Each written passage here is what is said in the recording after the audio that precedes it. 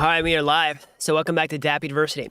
So everywhere I'm looking online where people are talking about crypto are looking at the price action, looking at this this downtrend that we've been in lately, and are saying like, hey, it looks like we could be breaking out of this. Okay, so I'm going to talk about that in this video today. Look at that and what you need to understand. We're looking at a lot of other news updates that have happened in the space since yesterday. Again, we do these live streams Monday through Friday in this channel. Just subscribe, turn on notifications. You'll find out about those whenever we go live.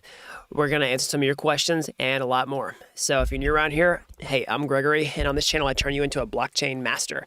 So if that's something that you're interested in, then smash that like button down below and subscribe to this channel. And if you want to learn how to master blockchain step by step, start to finish, then head on over to dappuniversity.com/bootcamp to start today.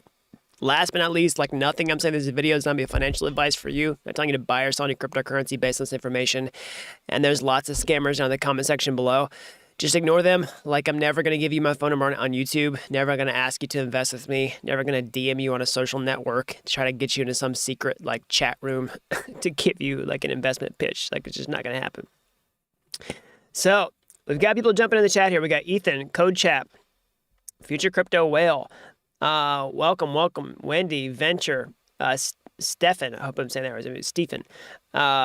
Chris. Welcome, Robert. So let's go ahead and get into this. Let's check on the crypto markets. Well, before I did that, really quick piece of housekeeping. If you're a regular viewer of these live streams, which if you're not, I hope that you will be,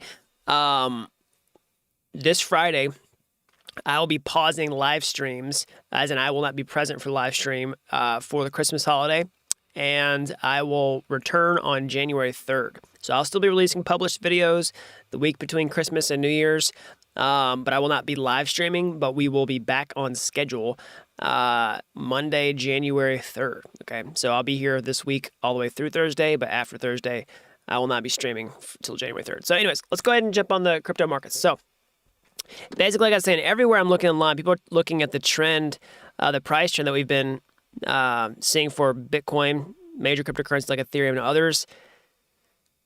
And this recent downtrend that we've been in is saying, hey, could we potentially be breaking out of this downtrend? So what are some clues on this? Well, basically, we're seeing, the trend. If you chart, like I said, I'm not super big with technical analysis, not a super sophisticated technical analyst by any stretch of the imagination. But basically, you can spot a trend line here from the highs, okay? And, yesterday we went to price action that was actually breaking out of that high. So some people say, hey, it might just be a wick. It could be a body, but we actually want to see a convincing body and a breakout of that. But. Some other stuff you want to watch out for when you talk about the probability of this is basically the psychology of what's actually behind the chart. Okay, so it's not just like magic patterns on a thing, but why is it doing that? Well, part of it is you see a hunger to buy Bitcoin around these price levels. Okay, this is basically support for the price. It's basically people saying like, hey, if Bitcoin goes down this price level, there's lots of demand around this level, okay? And so that's bullish for the asset itself. And so the same type of thing for ETH, okay? We see this, all right? If you look on the past 90 days or so, let's zoom out on the chart here. All right, you see this type of thing where you see this downtrend, but you see a lot of support around here. And what you see is the volatility also shrinking. And so lots of people who are big into TA are going to draw a wedge on this chart and say, hey, this wedge is super bullish because you see this downward, this downward pattern right here. But then you see all the support at the bottom, so it forms like a triangle. Again, I'm not going to try to step outside my lane here and draw something on a chart. I'm not even that good with the trading view charts. But basically, the whole idea here is you have the price decreasing, but decreasing by less in percentage, and all the support at the bottom, people saying, hey, we want to buy here. And that's really bullish and could be a sign of a trend reversal. Now, one thing you got to watch out for is one caveat to that. I put this out on my Twitter yesterday, and did not always fare so well, was this. Okay, so we were here in 2018 in December. A lot of people were thinking the exact same thing. Like, look at this beautiful wedge, all right, all this support at these price levels, and you have this, descending line here. Okay, it's like we're ready to just moon, and everybody was totally convinced of that right here, and then we instantly just nuked. So that is the caveat to this. Now, the caveat to that caveat is that this was the Bitcoin price of like, about $6,000. So even if you went crazy right here, just didn't buy with any leverage, and you held, you'd still be up. You would have been up 10x like in this particular market cycle. So truly in the short term, nobody knows what's going to happen for sure. But this is what I'm seeing float around there online. My personal view is that the market is looking strong, like it wants to put in, like it wants to resume its uptrend. Okay, so this is a lot of this is based on my personal, thesis that the cryptocurrency prices right now are largely mirroring adoption, particularly around Ethereum and other smart contract platforms. Okay. Based on their network effects, also for Bitcoin too. But that adoption is not really slowing down anytime soon, so there's no real reason for the uptrend in general to stop, okay? And so I think we're still seeing that, even though we've seen a local downtrend. The bigger macro uptrend, in my opinion, has not really been broken by any significant measure, okay? And so I start from that point, but then on a smaller time scale, at my opinion, I do think that we are going to start putting in higher prices than we are right now, relatively so in the grand scheme of things. I don't necessarily say that we're going to just rip off to new all-time highs like tomorrow. It's not what I'm saying. I can't really call those short-term price predictions, but I'm cautiously optimistic. I'll put it that way. So all that being said, the caveat is not financial advice for you. I'm not saying like, hey man, time to start buying some crypto. That's not what I'm trying to say, because we could go down in price before we resume our uptrend. And honestly, the biggest risk to you losing your seat on the rocket ship long term is yourself. So if you go down in price, do you panic sell? So if you bought now and we dropped by 20% more, would you just sell out of your position even if the price continued to trend higher, just like we saw right here? If you had purchased a nice big bag of Bitcoin when it was $6,000, even though it's $60,000, just a couple months ago, would you have panic sold if we did that first? Probably. A lot of people do.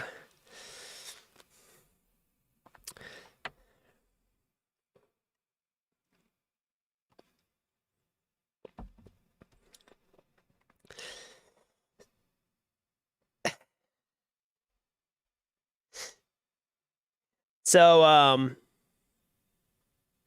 let's look at something else that's all come up yesterday, which is Web3 has been trending, and we've seen a lot of commentary. Okay, so basically, we saw Web 3.0 come up on Twitter trends. Okay, I've actually started to see Web 3.0 videos pop up on YouTube for people who aren't necessarily blockchain or crypto content creators just talking about this. We're starting to see the Web 3.0 trend on Google Trends actually tick upward. Okay, let me see if I can find that.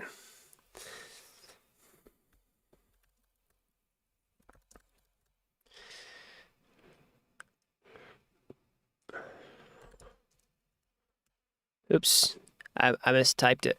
Web 3.00. We don't want that. We want Web 3.0. So, the Web 3.0 trend has ticked upward significantly. It's kind of come back down a little bit, but it's the same type of thing. It might be going up and down, but the trend is moving upward. Okay, so this is big. And we talk about this where people are kind of rebranding crypto as Web3 and what that can do for adoption of this technology. So to clarify what I mean by all that, I kind of tend to think of everything as like blockchain technology. And that's kind of like an old buzzword, you know what I mean? We don't really, it's not the hot buzzword anymore. It used to be, but I think it's the best nomenclature for what's happening here, because all these are new, smaller trends that are made possible by blockchain. So cryptocurrencies, Web 3.0, metaverse, DeFi, gaming, NFTs, all that type of stuff. So those are the smaller trends, in my opinion. And then, blockchain is the big trend other than that. Some people would say, no, it's Web 3.0 is the big trend. And maybe that's better because, Web 3.0, you have like IPFS and all these other distributed systems that can support this beyond just blockchains. But if somebody has a better, more compelling explanation of that, let me know in the comment section below. But anyways, the whole point here is that people used to just call this all crypto, and they still do. They say crypto when they mean multiple things. They mean cryptocurrencies, but they also mean this entire tech space that's powered by blockchain. And I don't always love that description. I mean, I use it on YouTube titles and thumbnails and stuff like that because those are the keywords that people associate with it. I mean, there's a lot of stuff that you kind of have to do to get your information found. You have to speak to people in language on it they understand, and that's the lingua franca. It's the common language for this technology, is just crypto. So that's changing to be. People are trying to change that to become Web3. Now, what's a benefit of this? I've talked about some of my live streams, but one potential benefit of this is basically people who are anti-cryptocurrencies or thinking that cryptocurrency is a scam. I mean, lots of people have multiple impressions with this. They come in, they look at Bitcoin, they say, oh, it's a scam, or I'm skeptical. And then they've maybe talked about it publicly, or they said something to some of their friends, or, and then they see the price go up to $60,000, and they're kind of embarrassed because people think when prices go up that it's working. So the whole idea here is if you rebrand to Web3, a lot of those people can save face and, sort of capitulate with honor. It's like, oh, it's this Web3 thing. It's not really crypto, so that could be a benefit. Now, like I say, Web 3.0 is trending, and we're starting to see lots of Web 2.0 personalities, not just personalities, much bigger than personalities, but lots of significant people in the Web 2.0 space kind of start to fade Web 3 a little bit. So let's come out from Jack yesterday. Now we refer to him as former CEO of Twitter. So full respect to Jack, just, FYI. I mean, I'm not, credit where credit is due. Jack's done built a pretty amazing thing here. So anyways, but this is Jack's take on Web3. So Jack says, you don't own Web3. So the VCs and their LPs do. It will never escape their incentives. It's ultimately a centralized entity with a different label. So know what you're getting into. So what do y'all think about this down in the live chat replay? Is Web3 all a facade? Do we not actually own anything?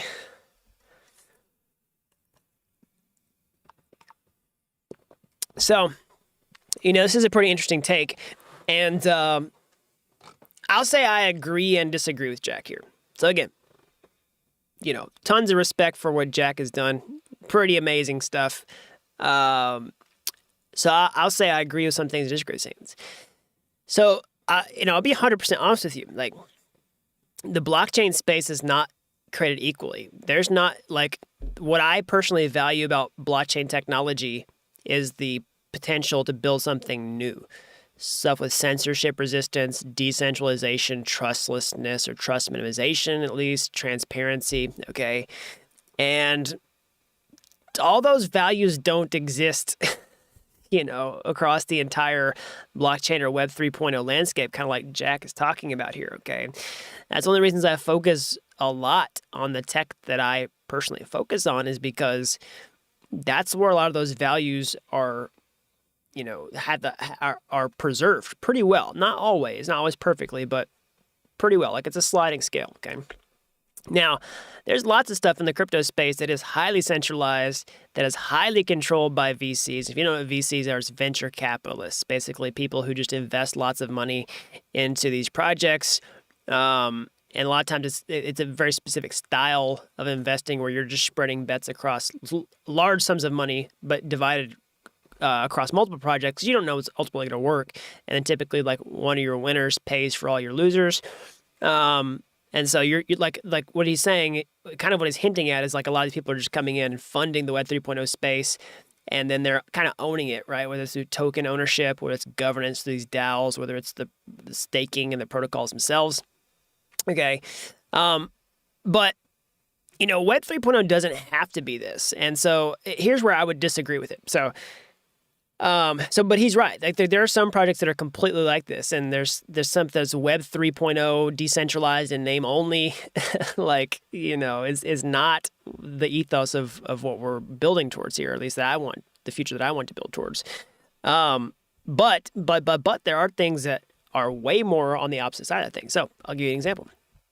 So, I mean, the supply of ETH itself has had a very long time, like ETH, the cryptocurrency itself, has had a very long time to change hands and actually become highly decentralized. Okay, so it's not like we just have a core group of insider VCs who own like all of the Ethereum supply and control the network. Same thing for ETH validators. Okay, as we move to Ethereum 2.0 proof of stake. Now, there will be some incentives for people with larger amounts of capital to do that, but like I was saying before, we saw ETH at price levels of $100 for a long time between 2018 and 2019, with the full knowledge that we'd be moving to ETH 2.0, and lots of people were able to accrue enough Ether to run a validator at those price levels for maybe a few $1,000s. Now, not everybody's going to do that, but still, we've had time for that outcome to take place.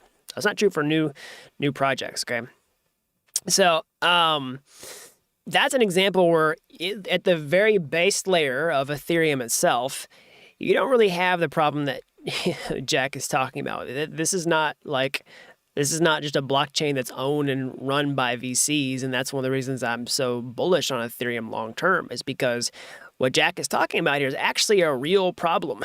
Okay, and so if you want to create an ethos of a technology where outsiders are actually come in and build Web 3.0 for real, then you need that credible neutrality that he's talking about. And that's one of the reasons that I'm so bullish on ETH long term. I know the gas fees are bad, and it's kind of slow, but we have solutions to those problems, which are basically layer 2 scaling solutions. And now people will say, well, those are VC backed.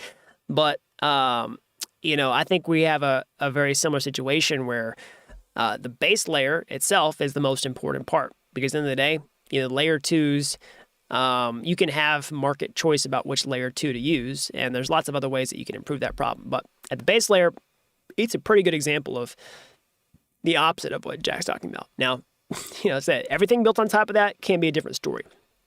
The protocols with smart contracts, all that type of stuff. As you increase, up in the stack, you're going to probably start to slide a little bit more towards centralization in some of these risks, but that's the reason I'm bullish on ETH long term. This is Web 3.0 owned by lizard people.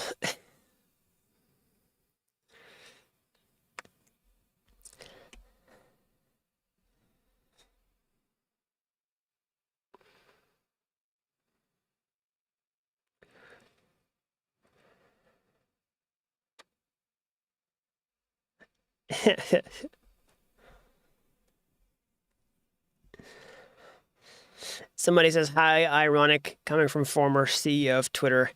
Now, that is another take. Some people are saying that basically, we're kind of at that phase where Web3 is an actual, force to be reckoned with, and the fact that people are kind of, lashing out at it is validation that it is even worth talking about in the first place.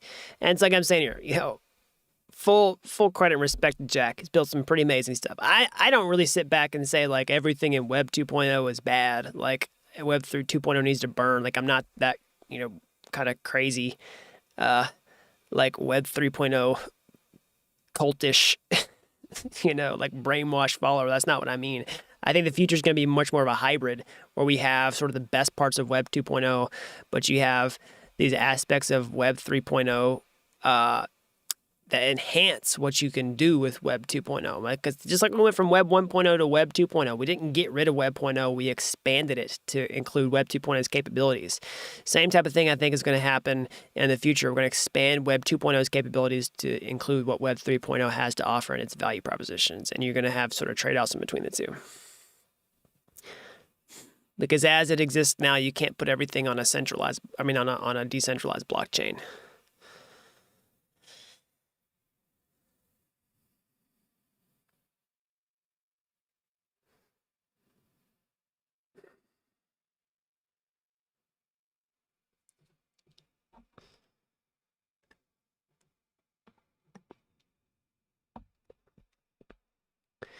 Okay, so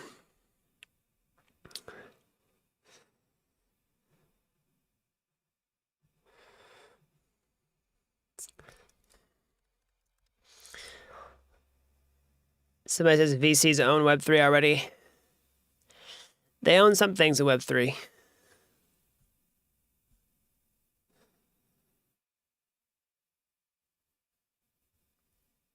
And also say this, like VC ownership in and of itself of some things is not all bad. But I think what people don't want to hear is something that's entirely owned by VCs, because that's basically what Web 2.0 is. So I don't think VC participation is bad in and of itself, okay? I think the whole, but the thing people don't want is centralization of power.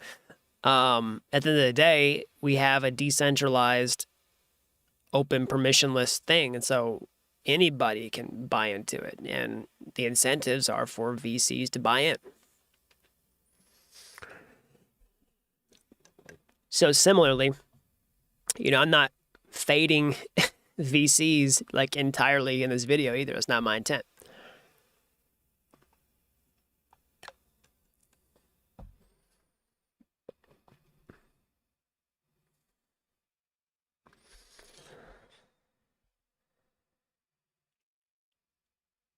So what do I need to learn to build on Ethereum? I'm 35.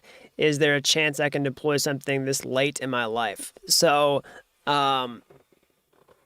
you should go check out the video I did on my YouTube homepage. You can find it there. Video I did with Chris. So he did the blockchain bootcamp and created his own project. It was actually a pretty complex options trading project.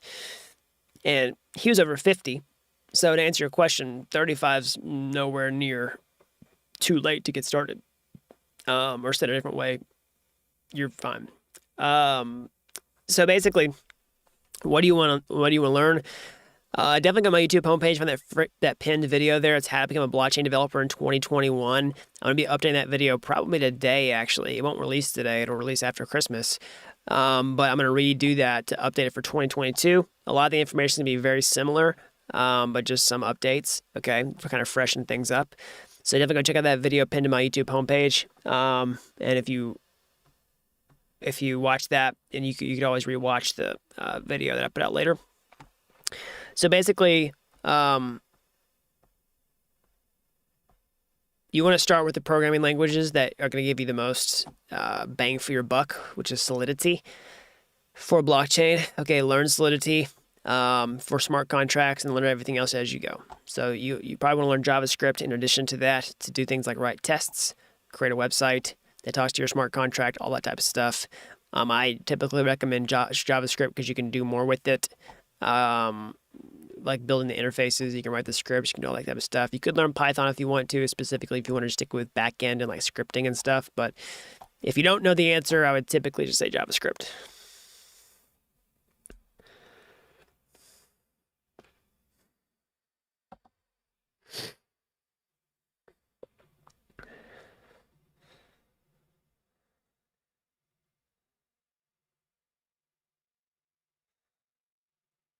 Somebody says 35 and late in life should be.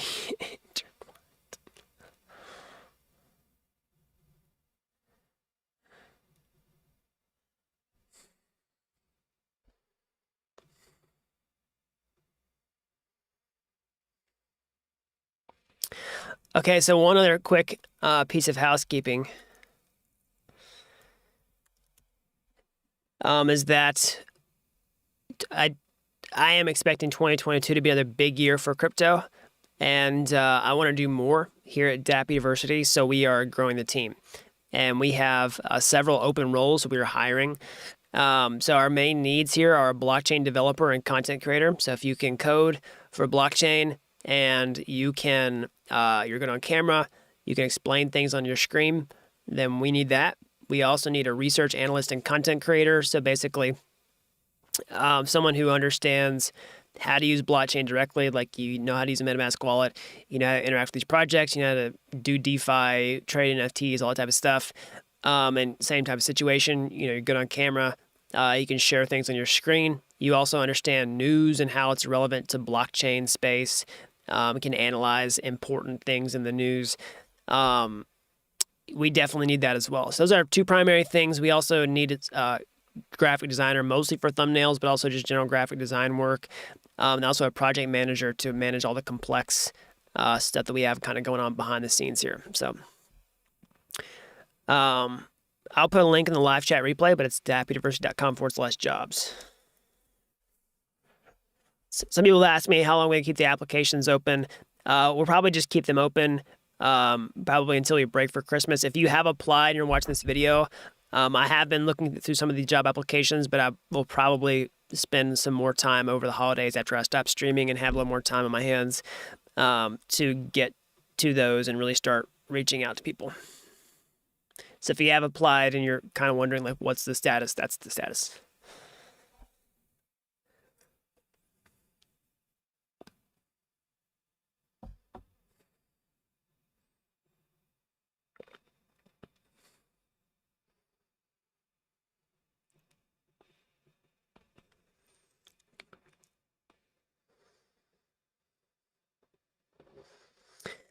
So let's see here.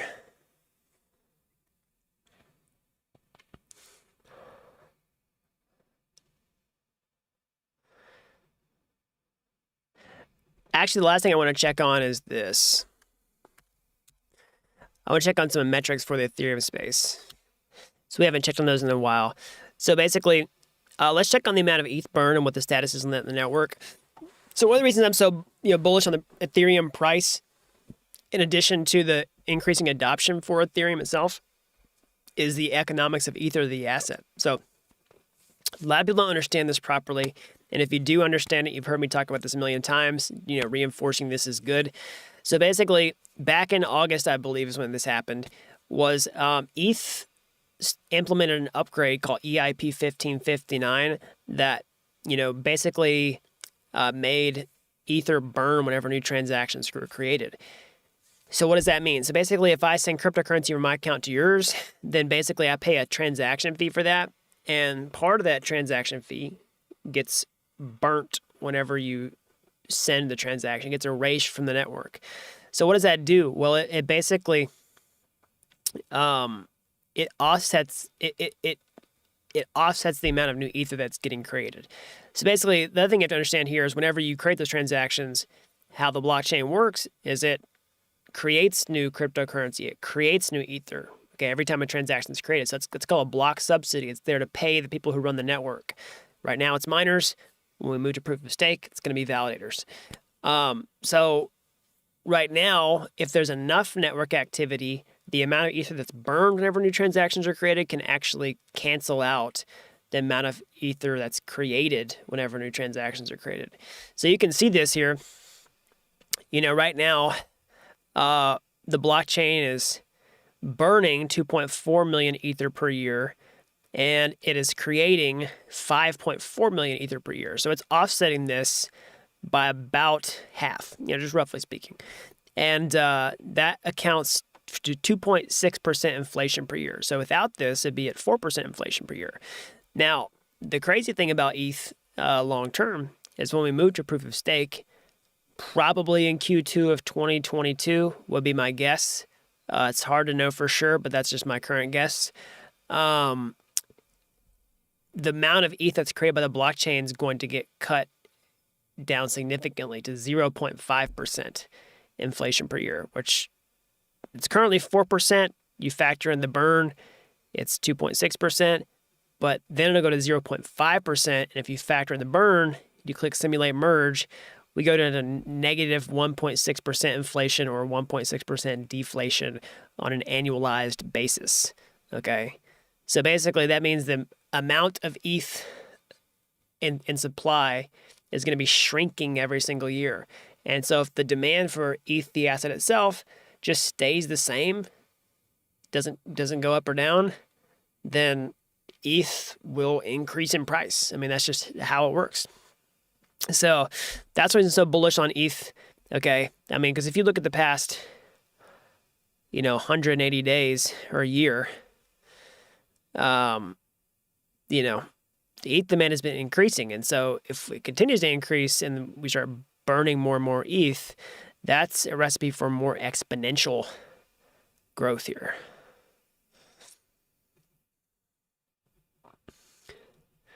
And if you want to look at this, you can see, different blocks. So you can see the amount of ETH burned in each block. So all these blocks, so none of these blocks are deflationary. But if you ever see an ETH block that has more than 2 ETH burned, that's a deflationary block.